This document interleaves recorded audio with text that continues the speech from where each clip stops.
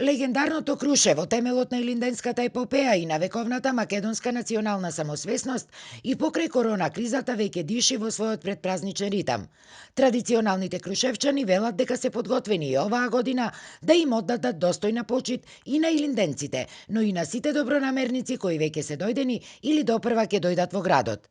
Ќе има многу народ, ама и плюс градоначалникот има организирано, ќе има редари сегде како што треба по прописи да бидат на ославјање меѓу со маски, со таква работа, сето да биде најубаво. Па мислам дека се во тек припремите. Значи локалната, пошто јас сум вработена таму, и прави сите напори да среди. Треба да ги почитуваме пред се мерките за вреднава состојба и мислам дека не треба толкави собири да се организираат. Мислам дека е подготвено, се зависи од условите. Но наспроти веќе присутната предпразнична еуфорија, крушевчани не кријаат дека во Крушево и понатаму тешко се живее.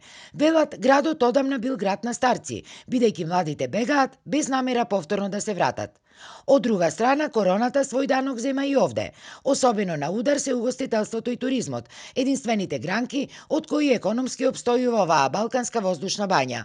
Тоа го потврдува и првиот човек на градот, но и самите угостители. Оваа година најпогоден е туристичкиот сектор во Крушево. Голем дел на угостителски објекти веќе ни кажаа дека се во загуба и затоа ние интензивно во соработка со Агенцијата за промоција и поддршка на туризмот одидовме на кампања Дома си е дома.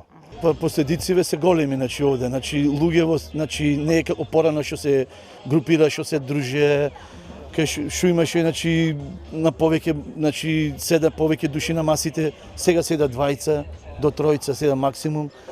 Претходно повеќе имаше работа и се имаше журки, се правеше повеќе промет.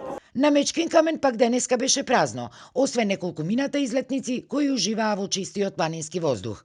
За една недела од денеска, токму овде, ќе биде одбележана 117-та годишнина од историското Илинденско востание.